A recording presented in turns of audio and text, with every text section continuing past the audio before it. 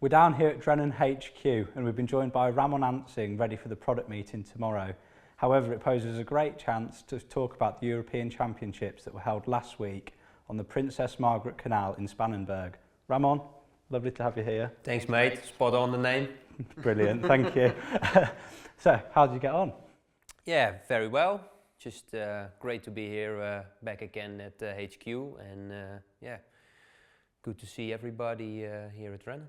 Obviously, this canal was a big, deep venue, lots of boats, which I'm sure you'll see some footage of. They truly are massive. I wouldn't exactly call them a boat, they're more of a cruise liner type thing.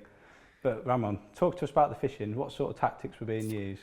Of course, we started our weeks practicing on Monday, and yeah, it's quite close to my house. It's just like 30-minute drive, so yeah, been there for the last 2-3 years, very regular. And then yeah, the fishing was due to the lot of rain we had in the spring and the cold temperatures, not as it probably should be. It seems to be a little bit baggy in the end of the week, but still yeah, great bream catches and a lot of fish in certain areas. So you mentioned that the canal spans between two vast bodies of water. Yeah, it's the canal. When the traffic ships come into the canal from the IJsselmeer, they move to a couple of big lakes, and this part of the canal is just suited between two very big expanses of water, and yeah, that holds a lot of fish, and yeah, probably the reason that we saw weights up to almost 30 kilos in the weekend. So yeah. In 4 hours? In 4 hours, yeah. And then with the average size between 800 gram and a kilo, with quite a number of fish as well. All skimmers and bream, or are there any other fish as well? The main species were skimmers and bream, and there was an odd big roach. I saw 1 or 2 crescio as well. Right. Yeah, very surprising. Big sanders, but they don't count. Eels. So yeah, mixed species. So obviously it's a 2-day event at the weekend. The 5 days leading up were obviously practice. How did they go for you? On the first day I drew A1, which is obviously not the worst pack to draw, next to the bridge. The venue itself was split in 2 parts, so you had A, B, C on the main part where we organized always the competitions, and D and E were opposite on the other side of the bridge. So yeah, for me A1 on the first day, and I started off quite slow for the first 20 minutes, especially on the where we practiced on Friday, which was a box sector A, sorry. That was they caught some fish there straight away, a few skimmers, and we had to wait for like 20-25 minutes, a few smaller fish at the start, but then I caught my first bream. 20 minutes after that I had another one, and I think we had the first big boat came through the canal, but I'm not 100% sure. But after an hour 20 minutes, I had a run from 4 proper fish in 15 minutes, so that gave me a decent start to the first part of the match. So obviously, being a team event, you'll have your bank runners and all the staff behind the scenes. What was sort of the talk on the bank? Were you doing well from the start, or was it? Yeah, you get those updates every hour, and after those anglers that caught a few fish straight away, it went quiet, and I think after an hour, 2 or 3 bream were the biggest numbers from anglers caught in my section, and I think I had 2 or 3 myself, so I was well up there at the start, and then I could hold that to the end of the match. After that spell of 4, I had like, I think I had 10 good fish in total, of 10, yeah, and then 10, 12 other smaller skimmers. So yeah, I could hold that first 2-3 positions that I was colored on the whole match day long. No, brilliant. So obviously these boats are huge. What sort of effect did they have on the venue? Like I say, I mean, they must surely make some swell pick the flow up? Yeah, it depends on when they come and how. Obviously, you have empty ones and loaded ones, which makes a huge difference. What are they loaded with, Ramon? From anything, oil, soil, bricks, wood, steel, everything. So that makes a huge difference. It also depends if they cross each other or just coming quiet from one side. So they definitely affect the fishing, because if you caught a few and a boat passes, no matter the size, from those big ships, it just seems to put the fish off slightly. But as soon as they were settled, they came back very quickly. But yeah, it have an effect on their feeding. No, brilliant. So obviously, rig-wise, you brought some in today. Obviously, it was quite difficult. You come on the plane, so it's hard to bring everything. Yeah, definitely. So just run us through the rigs, Ramon. Obviously, you've got a few of the flat floats you've used. Yeah, it was like it's not flowing massively, but there was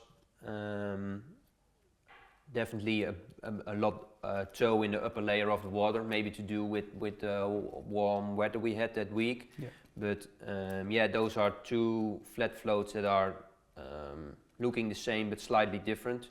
One has the stem and the antenna in one line, so that sits, even if there is no flow, it sits really well. And the other one is slightly offset, which is better to hold against the flow. So obviously, when a ship comes through, they're the ones you're going to be wanting to use when it's flowing. Yeah. But likewise, if it's varying, the line straight through just keeps it in place. Yeah, and then, which is not very standard, is the long antenna that's on it, very long fiberglass one, which still is very sensitive, but it helps to cut through the surface skin and is more stable in the waves. Yeah. The Canal where I was on 2 days had tins on both sides, which is the other part has a rocky, how you call it? A bank. Yeah, a rocky bank, which makes sure that the waves from the boats are going out quicker. Right. The ones that don't have it, make the canal going up and Obviously down. Obviously the waves hit the tins and bounce back into the canal. And it went on for maybe 10-15 minutes after the boat passes through. Right. So the long antenna helps to cut through it and makes sure you get a very stable presentation from your hook bait. Brilliant. So in terms of baits, Ramon, worms, bloodworm, joker? Yeah, bloodworm was the best bait on the hook. Bunches from 3 to 7 or 8. Sometimes a bit of redworm combined with a few bloodworm worked really well, especially when I had the feeling they were feeding. You could catch more than one. A bit of worm seemed to pick out a bite quicker. And then And then in your ground bait feeding the same? Yeah, we were a bit careful with the worms, and then but the worms were a very good attraction. I don't know why, but with the fin tips from the float, you could see an odd line bite, you get an odd strike went on without hooking a fish, and after feeding 1 or 2 richer bowls with worms, you seem to get a proper bite straight away. So a fin tip on the float was very important. Just to be able to see if there are fish in your peg and if you need to top up to get them on the bottom. The boats push them out all the time. So if you get that confirmation that there is a few fish, you could be a bit more aggressive with worms, and then we're able to pick some fish off. No, brilliant. In terms of mainline, Ramon, 016, 018? Yeah, on the lighter flat floats, 014, 016, and on the heavier ones, 016, 018, fishing 010 hook lengths to 30 centimeters, a bit longer than standard, also to get that stable bait presentation. How much line are you laying on the bottom? 30 centimeters? Yeah, the less line on the bottom, the better. It needed to be stable, but not over. They wanted some movement, so lift and a drop in was also very good. Right. But at some point, especially when you have to fish with the offset float, then you want a 30 centimeter or even 1 or 2 shot on the bottom at some moments, and then the flow was going out the canal, and then you had to switch back to to the lighter one or the same weight, but then the straight antenna one. So brilliant. So obviously, end of day one, section win. yeah, I had 10 kilo and a bit, and yeah, comfortable section win. Yeah, sort of expected on that pack, but yeah, in the end you still need to win there, of course, and yeah, very happy with that. And obviously it's a team event. How did the team do on day one? Team was a bit disappointing. I think we probably fed it a bit too positive in the bad areas, which made us come 16th, I think. Yeah, so yeah, I was happy with my result, but the rest of the team obviously not. So yeah, that was gave us some things to think about and some serious talking in the evening, if you can imagine, because yeah, that's not ideal, of course. But yeah, still a chance of an individual good result. So yeah, all to play for on the second day. No, brilliant. And then obviously going on to the second day, whereabouts did you draw and what tactics did the team change to obviously hopefully move up in the table? After a good discussion in the evening, we decided to cut our starting feed in half, because yeah, I could only think of that we put too much bait in at the start. Because on such a big canal, I don't think that a liter soil less or more or ground bait makes a huge difference. But for those worse areas, yeah, probably live bait of course do. So we cut that in half, and yeah, I was lucky to get drawn in on Saturday evening A section again, so could use the same rigs, or even very even with the depths over there, so which was nice. And yeah, went to pack A9. A9. Yeah. So really only just down in the section from where you were the previous day. Yeah, and looking back to the results from the first day, I had then 10 kilo and a bit, but there were a few weights between 4.5 and 6 kilo from the first 15 to 20 numbers, I think. So it was where you wanted to be in the section. Yeah, and so it looked to me as a very even section compared to the other sections that were to the end of the lake or on the other bank, which were end packs dominated with double the weight from the rest of the section, and even in number 2 and 3 as well. I had the feeling that in A you can had a decent results on the first 15 numbers, so yeah, with A9 I was quite happy. And then again, tactics exactly the same as day one for yourself on that peg? No, but I did what the rest did, so we made a decision to cut the feed in half, and yeah, as you're not 100% on an end peg, you can maybe have a bit more risk, but it was very clear for us that we put too much bait in on those worse areas, so yeah, why not to do that and then build up the pack slightly more. So I did what we all did, and yeah, it seemed to work really well. So we put in the mix slightly drier to make a bit more of a cloud. We were thinking that on Sunday there will be less boats, which there were. We just had 4, so we could fish a bit lighter, and yeah, got some indications from. Did you change your floats, or were you still using the flat float? No, the floats were the same, but there was less big boats. Okay. So yeah, there was still a lot of flow and tow and everything, but at the start it was a bit more quiet, so we attracted a bit more fish. I had a feeling, because on the WhatsApp group from the bank runners we had quite a few fish in the first half an hour, which was better than the day before. Yeah. And yeah, I caught one myself, I think after 20-25 minutes, right, okay. And had 2 in the first hour, which was then again 2 was the highest number of bream, and then got 4.5 other one in the remaining 3 hours with a few fish to compare with that.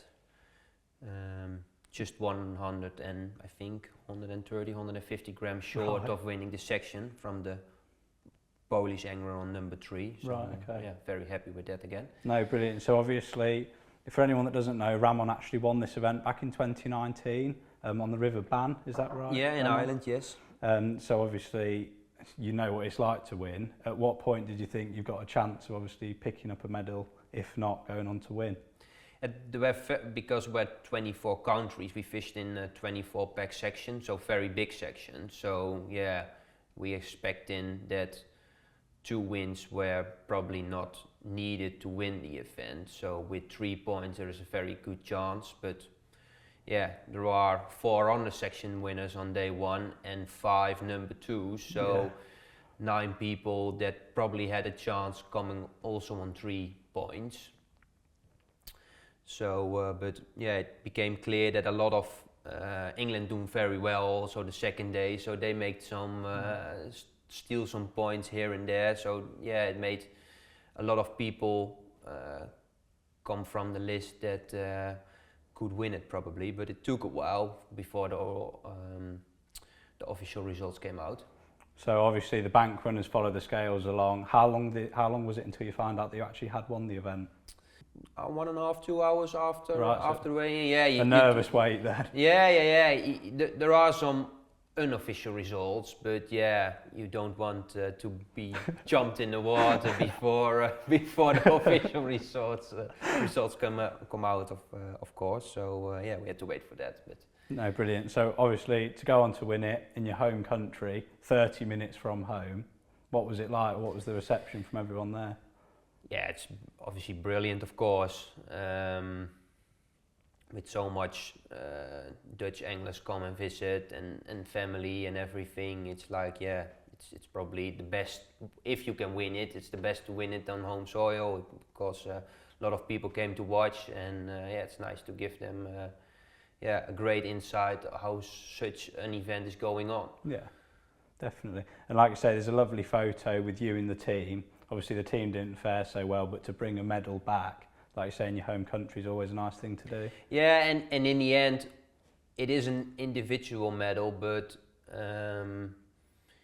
you have to look like this. Everybody has during the week his whole own task. Yeah. So yeah, you have to sift through liters of very heavy lean, riddling joker, sorting out red worms. So yeah, I didn't had a look at a bloodworm the whole week, and in the weekend I had spot on bloodworm that were very hard and the right size and everything. Yeah. So somebody sorted that out for me. So you can just concentrate on the fishing. Yeah, but that's also slightly their medal, of course, because yeah, in the end you win it on your own, but it's also done by the rest of the team. So yeah, happy for them that in the end we had something to celebrate.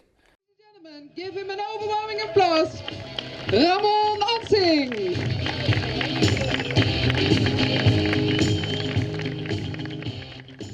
Obviously, following on from your victory, Ramon, I bet you had some lovely comments. Yeah, a lot, but yeah, very overwhelming. Like I say, we even had one from our very own Alan Scottorn, obviously a 5 times world champion himself. I've just got the paper here so I don't misquote him. He said, "I think Ramon has a special quality when it comes to international fishing. I have witnessed this firsthand drawing next to him on a couple of occasions, be it float or feeder competition. There are truly more medals to come." Obviously from Alan himself. Brilliant words from Alan, yeah. Really nice. Fantastic. So obviously, Ramon, your gold in the Europeans followed on from your success over in Merida as well, which we covered for the Drennan Facebook page and YouTube. Obviously, what happened there? You had a bronze medal, is that right? Yeah, I won the bronze medal. Yeah, brilliant fishing there as well. I think maybe the best world championship we ever had, and we probably ever could have, with so many fish. I think the second days in my section 30 kilo was last or something, right, with fish from an average size of 400 and grams. How big were the sections? Also something around 22, 23. So incredible fishing. Yeah, ridiculous. Yeah, and of course in such circumstances you need to be positive. So yeah, something. Lots of bait, big feeders, strong rods, I'm guessing. Strong rods, and I think rhythm was very important. So be in and out all the time because they eat, empty your bag in literally seconds. So yeah, the positiver you were during the day, the better it was. Fantastic. So obviously, what's coming up in the year? Is it the World Championships? Yeah, in September we're fishing the World Championships float. So yeah, it's something I really look forward to. And it's in France, I believe. Yeah, the north of France, so short drive as well, compared to Merida and Portugal, where I've been earlier this year. Yeah, really look forward to that. Fantastic. Obviously, Ramon, from everyone here at Drennan, thank you very much for coming in, and good luck in the World Championships. Yeah, thank you very much.